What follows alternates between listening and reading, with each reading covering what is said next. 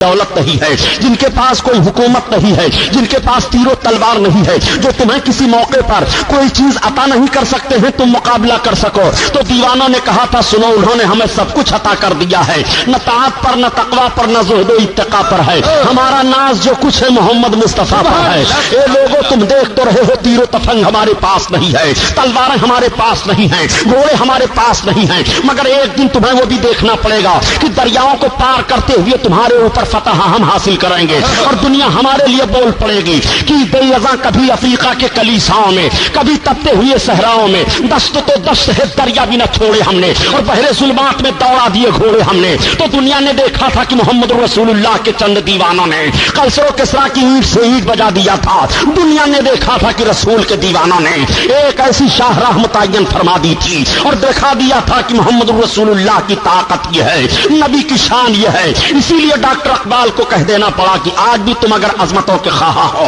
آج اگر تم بلندیاں چاہ رہے ہو تو قوت عشق سے ہر پست کو بالا کر دے اور دہر میں اس میں محمد سے اجالا کر دے۔ آج بھی تمہیں عشق مصطفیٰ کی روشنی لے کر کے آگے بڑھنی ہے، جب تک نبی پاک کی محبت کی روشنی تمہارے دلوں میں نہیں ہوگی تم کسی طاقت کو اپنے آگے مروب نہیں کر سکتے ہو۔ مسلمانوں دیکھو اپنے نبی کی عظمت، صحابہ بیٹھے ہوئے ہیں، قیامت کی بات چیت چل رہی ہے، آقا کریم صلی اللہ تعالی علیہ وسلم نے قیامت کی بات فرماتے ہوئے ارشاد فرمایا، میرے آقا ارشاد فرماتے ہیں کہ شفاعتی لأہل الکبائر من امتی، میری شفاعت میری امت کے بڑے بڑے پاپیوں کے لیے ہے، بڑے بڑے گنہگاروں کے لیے ہے، بڑے بڑے سیاہکاروں کے لیے ہے۔ اب آپ سے میں پوچھنا چاہتا ہوں، ایک طرف تو نبی کریم نے صحابہ کے درمیان میں یہ بھی ارشاد فرمایا تھا کہ میرے جتنے صحابی ہیں سب کے سب عادل ہیں، یعنی سب کے سب الحمدللہ جنتی ہیں، کوئی صحابی کو معاذ اللہ رب العالمین کلمہ پڑھنے کے بعد آپ گنہگار اور خطاوار نہیں کہہ سکتے ہو، وہ سب گناہوں سے پاک و صاف ہو گئے، اب کوئی گنہگار نہیں ہے،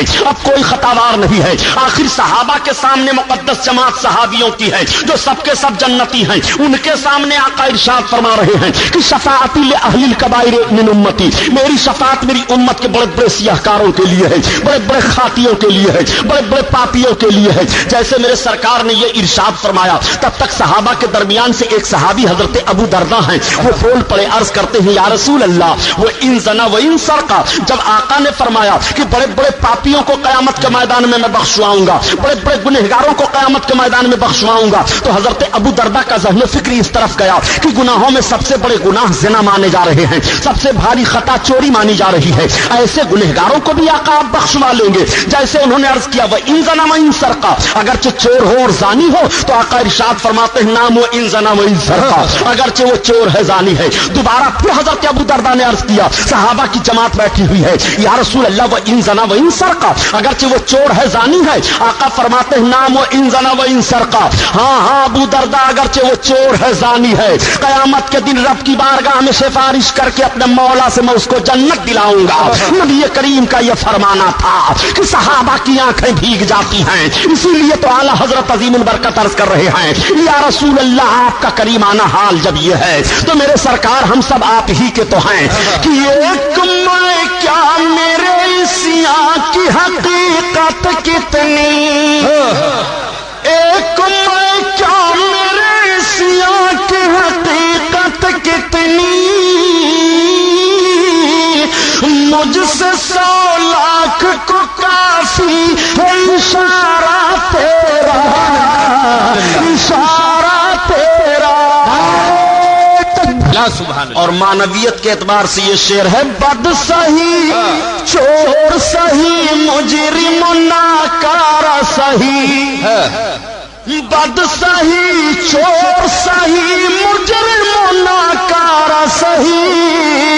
اے وہ کیسا ہی سہی ہے تو کریمہ تیرا،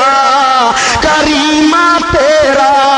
اللہ اللہ میں ایک بات عرض کروں گا، اے گنہگارو، اے مسلمانوں، آپ یہ بتاؤ قیامت کی ہولناکیوں میں آپ کے لیے سہارا کون بنا ہے؟ قیامت میں آپ کی مغفرت کی ضمانت کون لے رہا ہے؟ آپ کے گناہوں کے بلبوتے کا معاملہ آپ کے سر ہے، لیکن آپ کے گناہوں کی بنیاد پر بھی آپ کو مایوس کس کے دربار سے نہیں کیا جا رہا ہے؟ آپ کو کہنا پڑے گا محمد الرسول اللہ صلی اللہ تعالی علیہ وسلم، اس نبی کا کلمہ پڑھ رہے ہو جس نبی کی عظمت کا حال یہ ہے۔ جب میرے میرے سرکار نے یہ ارشاد فرمایا تو صحابہ کی آنکھیں بھیگ گئیں، آنسو بہ رہے ہیں۔ آقا نے ارشاد فرمایا شفاعتی لأہل الذنوب من امتی، میری شفاعت میری گناہگار امت کے لیے ہے۔ آقا کریم صلی اللہ علیہ وسلم نے ارشاد فرمایا تھا، صحابہ بیٹھے تھے، اے میرے صحابہ کیا تم یہ سمجھ رہے ہو کہ میں قیامت کے دن پرہیزگاروں کو شفاعت کر کے جنت دلاؤں گا؟ تو صحابہ نے عرض کیا ہاں یا رسول اللہ، ہم تو یہی سمجھ رہے ہیں۔ آقا ارشاد فرماتے ہیں، علماء سماعت فرمائیں، آقا ارشاد فرماتے ہیں لا لیکن المذنبین الخطائین، نہیں بلکہ میری شفاعت میرے گنہگار پاپیوں امتیوں کے لیے ہے،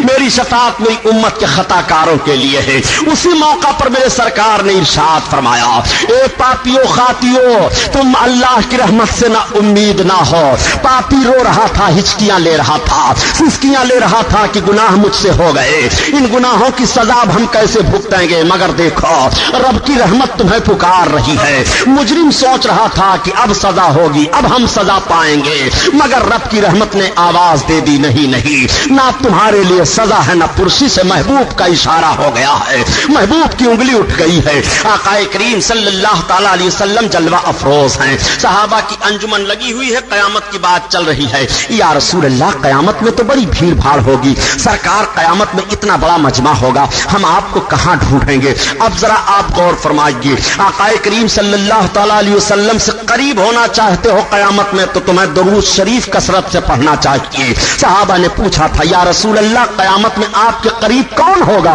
تو آقا ارشاد فرماتے ہیں جو مجھ پر کثرت سے درود پڑھا کرتا ہے وہ قیامت میں میرے زیادہ قریب ہوگا۔ یا رسول اللہ اور کون قریب ہوگا آپ سے؟ آقا فرماتے ہیں جو کسی یتیم پر شفقت کرتا ہے، اس کے اور میرے درمیان میں صرف اتنا فاصلہ رہے گا، 2 انگلی